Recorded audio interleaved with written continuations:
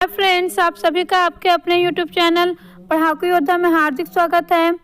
देखिए फ्रेंड्स, मैं आप सभी को अभी सीजी इकोनॉमिक सर्वे 2020-21 कवर करवा रही हूँ। ठीक है, तो आज फ्रेंड्स मैं आप सभी को अध्याय 5 लोकवित्त कवर करवाने वाली हूँ। देखिए फ्रेंड्स, ये जो अध्याय 5 है लोकवित्त, इसमें हम क्या देखेंगे, मेनली फ्रेंड्स 2020-21 में जो बजट प्रस्तुत किया गया था उसका संशोधित रूप ही हम इस अध्याय में देखेंगे। ठीक है, और मैं आप सभी को इसका ओवरव्यू भी बता देती हूँ थोड़ा सा।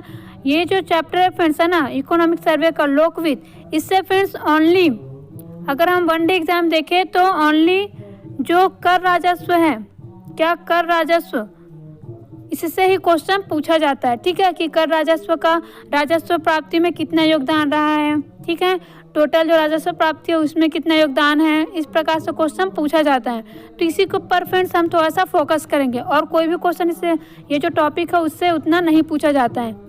देखिए फ्रेंड्स, सबसे पहले मैं आप सभी को यही बता देती हूँ कि बजट है क्या। तो फ्रेंड्स बजट कुछ नहीं, राज्य सरकार के साल भर का जो आय और व्यय है फ्रेंड्स उसका विवरण होता है। ठीक है, कि जो राज्य सरकार है वो कहाँ पर कितना खर्च करेगी, कौन से क्षेत्र में, और साथ ही राज्य सरकार को जो आय है ना, वो कहाँ से मिलेगा, कौन से क्षेत्र से कितना आय मिलेगा, इसका जो वर्णन है फ्रेंड्स यही क्या है, बजट है।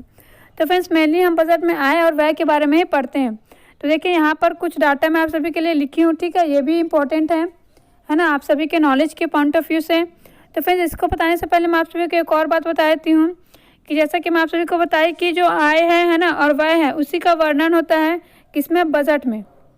तो ये जो बजट है फ्रेंड्स, ठीक है, तो इसमें जो आय है और व्यय है इसको भी दो प्रकार से डिवाइड किया जाता है। ठीक है, जो आय है फ्रेंड्स, या फिर इसी को हम प्राप्तियाँ भी कह सकते हैं। ठीक है, तो ये जो आय है फ्रेंड्स वो दो प्रकार का होता है, राजस्व आय होता है और पूंजीगत आय होता है। ठीक है, क्या, राजस्व आय और पूंजीगत आय।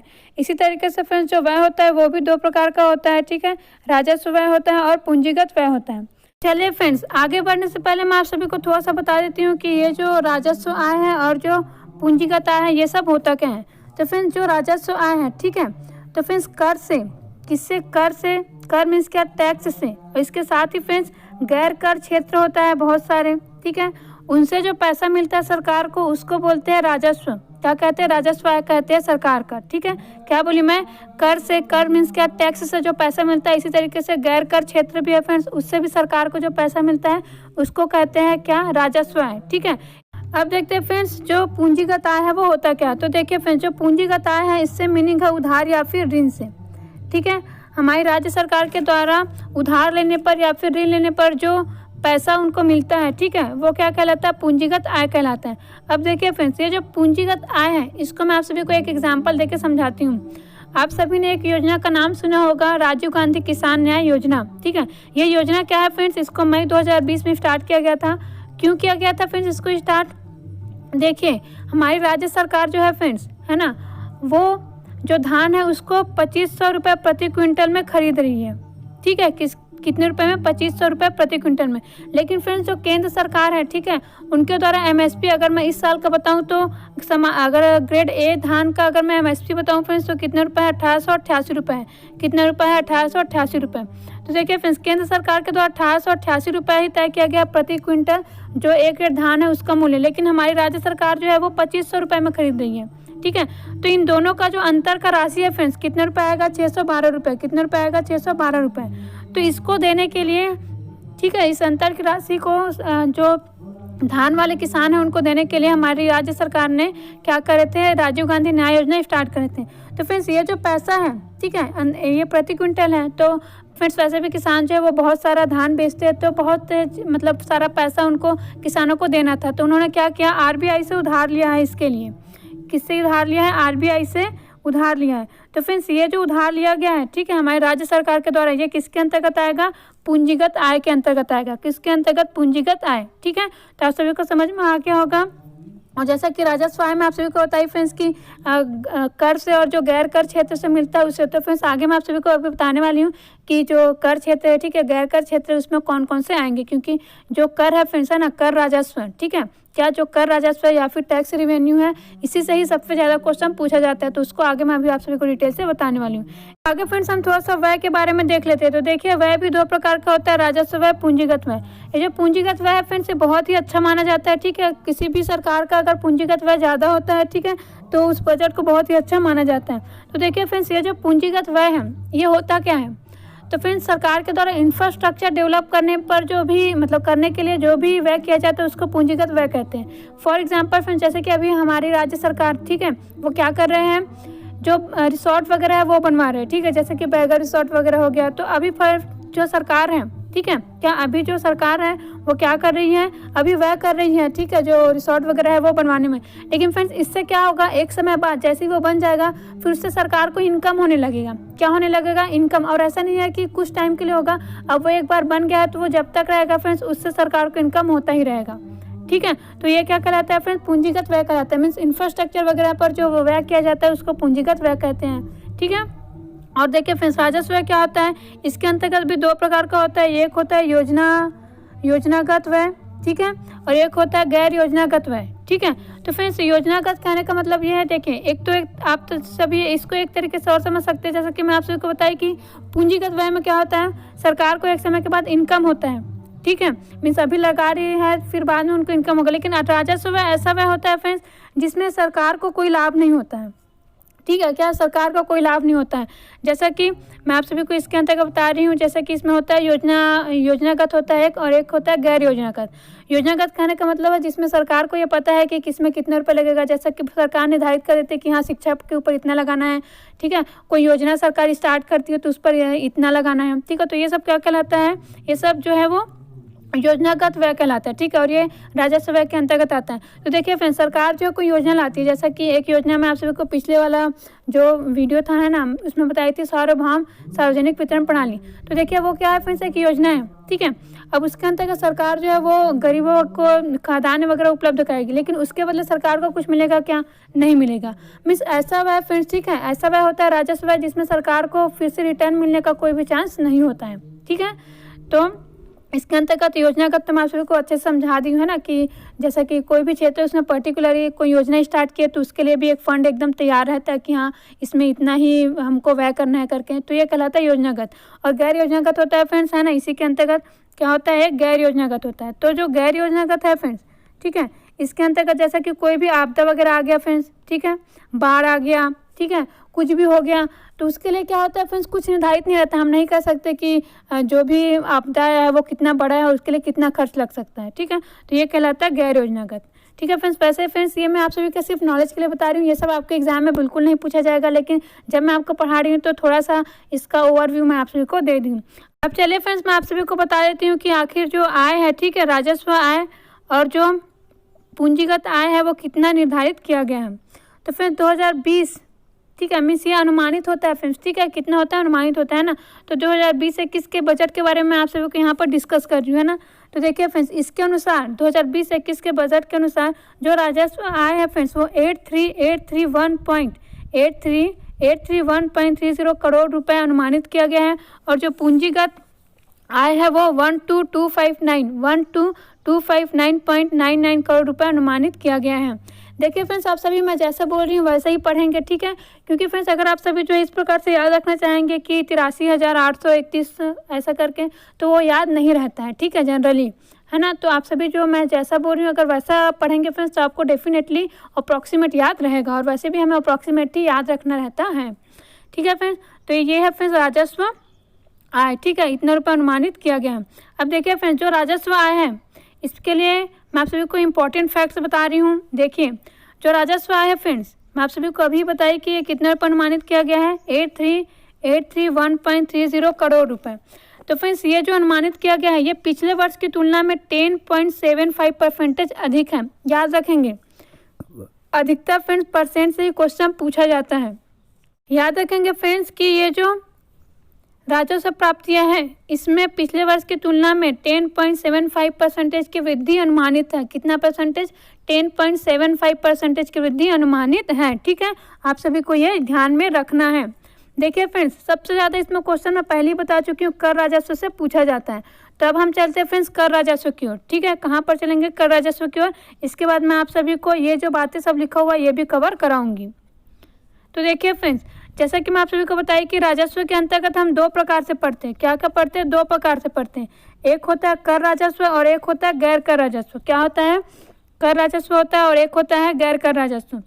तो फ्रेंड्स क्वेश्चन पूछा जाता है कि जो राज्य का राजस्व प्राप्ति है, ध्यान से सुनेंगे क्वेश्चन को, राज्य में जो राजस्व प्राप्ति है उसमें कर राजस्व का योगदान कितना परसेंटेज है, राज्य का जो टोटल राजस्व प्राप्ति है उसमें कर राजस्व का योगदान कितना परसेंटेज है। तो याद रखेंगे कि राज्य के राजस्व प्राप्तियों में जो कर राजस्व का योगदान है वो 63.17% अनुमानित है।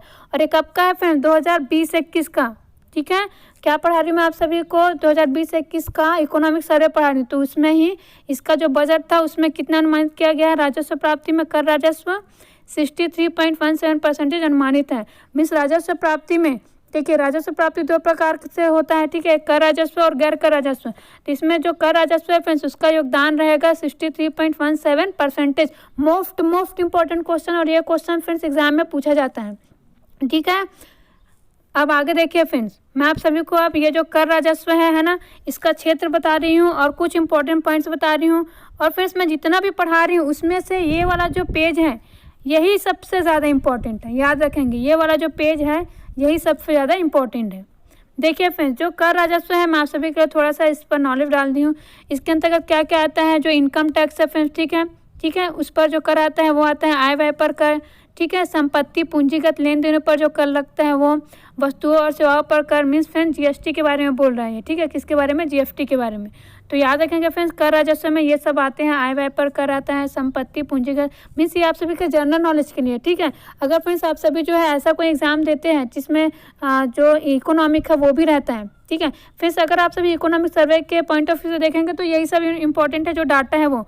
लेकिन अगर आप कोई और एग्जाम दे रहे हो जिसमें भारत का भी जीके और इसमें इकोनॉमिक है, तो फिर उसमें ये सारी बातें जो मैं आप सभी को बता रही हूँ वो पूछा जाता है। ठीक है, अब देखिए फ्रेंड्स, जो गैर कर राजस्व उसके अंतर्गत क्या क्या आता है, राज्य सरकार का गैर कर राजस्व। ठीक है, राज्य सरकार का गैर कर राजस्व कहने का मतलब क्या है फ्रेंड्स, देखिए अभी मैं आप सभी को एग्जांपल दे रही थी ना कि जैसा कि जो सरकार है, ठीक है, वो रिसोर्ट वगैरह बनवा रही, तो उससे जो आय मिलेगा फ्रेंड्स सरकार को, ठीक है, वो खुद के सरकार मतलब सरकार के द्वारा लगाया गया ही मतलब क्या है, वो सब प्लांट से बोल सकते हैं या फिर कह सकते हैं कि सरकार के द्वारा ही तैयार किया गया इंफ्रास्ट्रक्चर है। ठीक है, क्या है, इंफ्रास्ट्रक्चर है। तो उससे जो सरकार को प्राप्ति होता है उसको कहते हैं सरकार का गैर कर राजस्व। और फ्रेंड्स जो सरकार है, ठीक है, उसको केंद्र से भी अनुदान के रूप में मिलता है। ठीक है, क्या मिलता है, केंद्र से भी जो सहायता है ना वो मिलता है, अनुदान। तो वो सब किस में शामिल होता है, गैर कर राजस्व में शामिल होता है। किस में होता है, गैर कर राजस्व में शामिल होता है। तो देखिए फ्रेंड्स, अगर मैं आप सभी को कर राजस्व के बारे में बताऊं तो कर राजस्व फ्रेंड्स कितने रुपए है इस बार जो है वो निर्धारित या फिर अनुमानित किया गया है 52,958.30 करोड़ रुपए। कितने रुपए, 52,958.30 करोड़ रुपए अनुमानित किया गया है।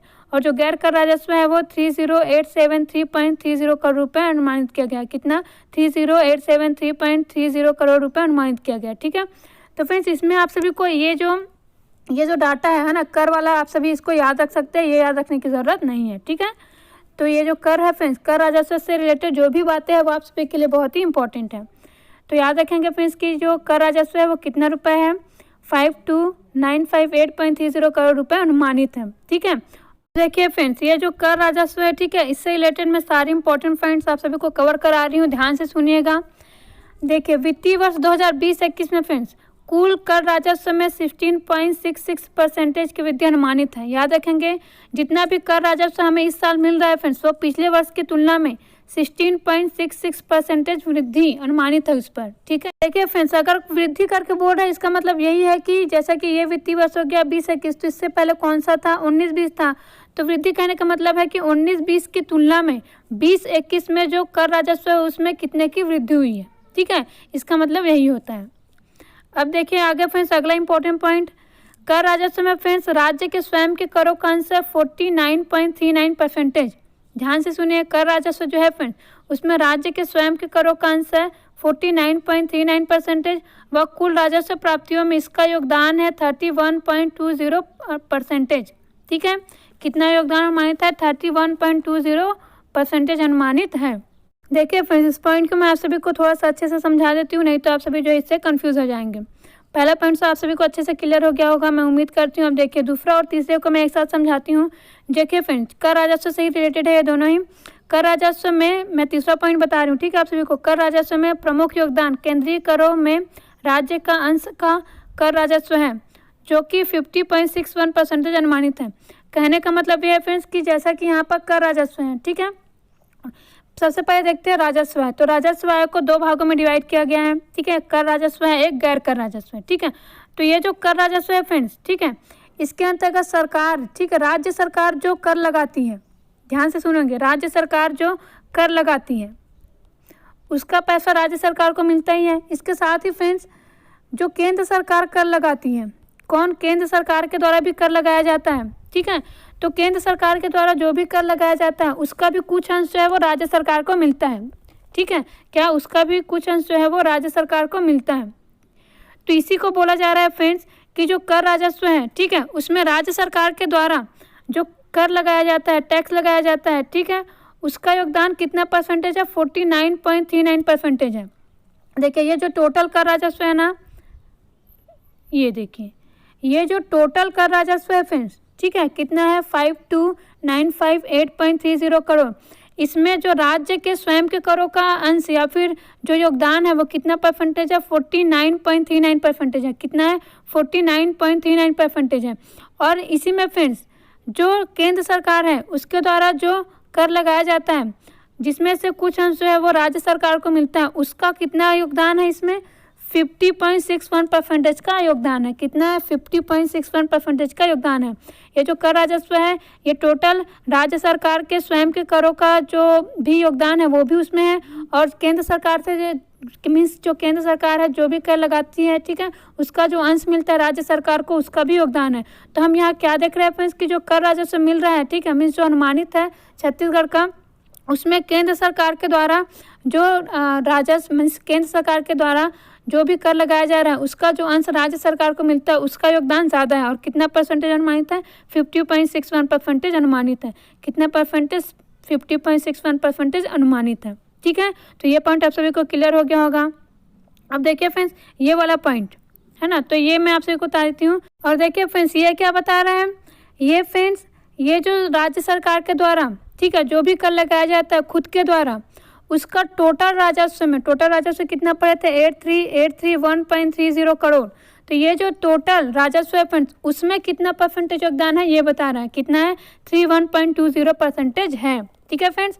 ये जो है 49.39% ये राज्य के स्वयं के करों का कर राजस्व में योगदान है, ठीक है। और ये जो है फ्रेंड्स कौन सा वाला, 31.20%, ये जो योगदान है फ्रेंड्स टोटल राजस्व में राज्य के द्वारा जो भी कर लगाया जाता है स्वयं के कर, ठीक है, उनका टोटल राजस्व में कितना प्रतिशत योगदान है ये है, ठीक है। तो आप सभी को समझ में आ गया होगा।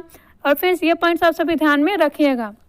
अब आगे देखते हैं फ्रेंड्स। देखिए फ्रेंड्स आगे क्या बताया जा रहा है, केंद्रीय करों से। देखिए मैं आप सभी को बताई ना अभी कि जो कर राजस्व है, ठीक है, उसमें दो प्रकार से राजस्व मिलता है सरकार को। सरकार से मतलब राज्य सरकार जो है वो स्वयं जो कर लगाती है उससे भी मिलता है, ठीक है, और जो केंद्र सरकार कर लगाती है, ठीक है, उसका जो अंश मिलता है उससे भी मिलता है, ठीक है फ्रेंड। तो यहाँ पर चौथा पॉइंट यही बता रहा है कि केंद्रीय करों से, ठीक है, जो भी कर राजस्व मिलता है राज्य को उसमें 32.65% व राज्य के स्वयं के कर राजस्व में, ठीक है, क्या राज्य के स्वयं के जो कर राजस्व है उसमें 3.83% वृद्धि अनुमानित है। यहाँ पर वृद्धि लिखना भूल गई हूँ मैं, ठीक है, क्या है, वृद्धि अनुमानित है, बढ़ा जा रहा है। मीन्स जो भी कर राजस्व मिल रहा है फ्रेंड्स राज्य को स्वयं के कर लगाने पर, और जो केंद्र सरकार है ना, उसके द्वारा जो भी कर राजस्व के रूप में सरकार को प्राप्त होता है, उन दोनों में ही कितने परसेंट की वृद्धि अनुमानित है, राज्य वाले में 3.83% और जो केंद्रीय कर है फ्रेंड्स है ना उसमें 32.65% की वृद्धि अनुमानित है, ठीक है। तो देखिए फ्रेंड्स सबसे ज़्यादा इंपॉर्टेंट है ये वाला, आप सभी को मैं बता देती हूँ अच्छे से। ये सबसे ज़्यादा पूछा जाता है कि जो राजस्व प्राप्तियाँ है ना, उसमें कर राजस्व का योगदान कितना परसेंटेज अनुमानित है करके, ठीक है। तो ये परसेंट भी अच्छे से याद रखेंगे आप सभी। और ये वाला जो पेज है फ्रेंड्स इसको हो सके तो आप सभी अच्छे से याद कर लेंगे, ठीक है। और खास करके ये जो है फ्रेंड्स है ना, कुल कर राजस्व में कितने परसेंटेज की वृद्धि है ना, और जो राजस्व है फ्रेंड्स, क्या कर राजस्व है उसको जो दो पार्ट्स में डिवाइड किया गया है, ठीक है। एक राज्य सरकार के द्वारा जो मिलता है, ठीक है, उसके अलावा जो केंद्र सरकार के द्वारा जो भी कर लगाया जाता है उसमें जो अनुदान मिलता है। तो फ्रेंड्स उसके बारे में याद रखेंगे कि इन दोनों का जो योगदान है वो कितना परसेंटेज है, इस टाइप से, ठीक है। तो फ्रेंड्स इतना कम से कम आप सभी अच्छे से याद कर लेंगे। आगे फ्रेंड्स देखिए मैं आप सभी को एक और इम्पॉर्टेंट पॉइंट बता देती हूँ। जो गैर कर राजस्व है फ्रेंड्स, ठीक है, उसमें फ्रेंड्स सबसे ज़्यादा योगदान किसका है करके अगर एग्जाम में पूछा जाता है कि राज्य के गैर कर राजस्व में सबसे ज़्यादा योगदान कौन से क्षेत्र का है करके, तो याद रखेंगे फ्रेंड्स कि जो गैर कर राजस्व उसमें सबसे ज़्यादा योगदान फ्रेंड्स केंद्र से जो सहायता अनुदान मिलता है उसका है। याद रखेंगे केंद्र से जो सहायता अनुदान मिलता है उसका योगदान है। और कितना परसेंटेज है फ्रेंड्स, तो 70.15% योगदान है। कितना परसेंटेज योगदान है, 70.15% योगदान है। इसके बाद देखिए फ्रेंड्स जो गैर कर राजस्व है उसमें राज्य के जो कर है फ्रेंड्स है ना, मीन्स राज्य के द्वारा जो गैर कर राजस्व है उसका योगदान कितना है करके पूछा जाता है। तो याद रखेंगे कि जो गैर कर राजस्व उसमें राज्य के गैर कर राजस्व का योगदान 29.85% है। कितना है, 29.85% है। वैसे तो फ्रेंड्स ये ज़्यादा इंपॉर्टेंट है कि आप ये नाम याद रखें कि जो गैर कर राजस्व उसमें सबसे ज़्यादा योगदान किसका है करके पूछा जाएगा, तो केंद्र से सहायता अनुदान का योगदान है। ठीक है, अब आगे देखिए फ्रेंड्स, आगे मैं आप सभी को व्यय के बारे में बता देती हूँ। तो फ्रेंड्स इस बार जो व्यय है ना, राजस्व व्यय कितना रुपये अनुमानित है, तो 81,399.95 करोड़। ठीक है, यहाँ पर करोड़ इतना भूल गई हूँ मैं, करोड़ रुपये अनुमानित है। ठीक है, व्यय राजस्व व्यय कितना रुपये, 81,399.95 करोड़ रुपये अनुमानित है। पूंजीगत व्यय फ्रेंड्स कितने रुपये अनुमानित है, 13,814.11 करोड़ रुपये अनुमानित है। कितना, 13,814.11 करोड़ रुपये अनुमानित है पूंजीगत व्यय। अब देखिए फ्रेंड्स यहाँ पर एक क्वेश्चन आता है राजस्व आधिक्य, तो इसको थोड़ा सा ध्यान में रखेंगे आप सभी। जो राजस्व प्राप्तियाँ या फिर राजस्व आय है फ्रेंड्स, ठीक है, और जो राजस्व व्यय है, इन दोनों का जो डिफरेंस होता है इसी को ही कहते हैं राजस्व आधिक्य, जो कि इस बार 2431.35 करोड़ रुपए अनुमानित है। कितना, 2431.35 करोड़ रुपए अनुमानित है। याद रखेंगे फ्रेंड्स, 2431.35 करोड़ रुपए अनुमानित है। ठीक है फ्रेंड्स, अब देखिए मैं आप सभी को जो मेन पॉइंट्स दिया हुआ है वो भी थोड़ा सा शो कर देती हूँ, जो कि आप सभी के जो इकोनॉमिक सर्वे वाला PDF है उसमें दिया हुआ है। अब देखिए फ्रेंड्स, ये रहा आप सभी का लोकवित्त वाला चैप्टर। ठीक है, इसमें कुछ मेन पॉइंट्स दिया हुआ है, जिसमें सबसे पहले बजट के बारे में बताया हुआ है। ठीक है, मैं बता चुकी हूँ। अब देखिए फ्रेंड्स, वित्तीय वर्ष में जो वृद्धि है ना, ये मैं आप सभी को बता चुकी हूँ, इसको दिया हुआ है।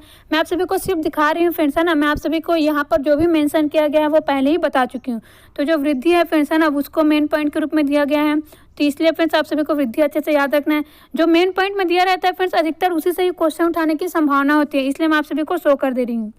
अब आगे देखिए फ्रेंड्स, देखिए यहाँ पर जो कुल कर राजस्व है फ्रेंड्स, उसमें कितना परसेंटेज की वृद्धि अनुमानित है उसको दिया गया है, और पिछले वर्ष से कितना था ये भी दिया गया है। पिछले वर्ष था 1.14। ठीक है, कुल कर राजस्व में जो वृद्धि दर था है ना, वो कितना था पिछले वर्ष, 1.14%।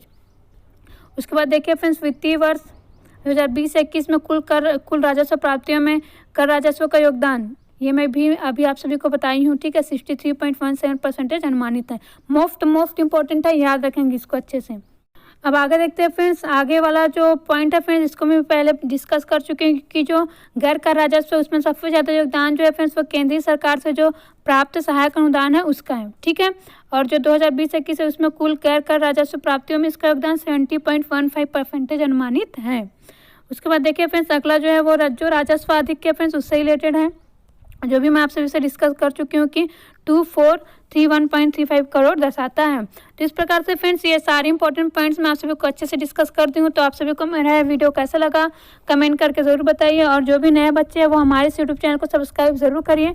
आप सभी के आने वाले हर एग्जाम के लिए हमारा यूट्यूब चैनल बहुत ही ज़्यादा इंपॉर्टेंट है, और जो भी मैं फ्रेंड्स आप सभी को इंपॉर्टेंट पॉइंट्स बताती हूँ उसको नोट भी ज़रूर किया कीजिए। और हमारे सीजे इकोनॉमी जो सर्वे का जो वीडियो है फ्रेंड्स को ज़्यादा से ज़्यादा शेयर जरूर करिएगा, और लाइक और कमेंट करना बिल्कुल भी मत भूलिएगा, क्योंकि आप सभी जो है लाइक और कमेंट करेंगे वही हमारे फीडबैक है। ठीक है, जिससे हम आप सभी के लिए और भी अच्छे वीडियो बना सकते हैं। Thank you friends.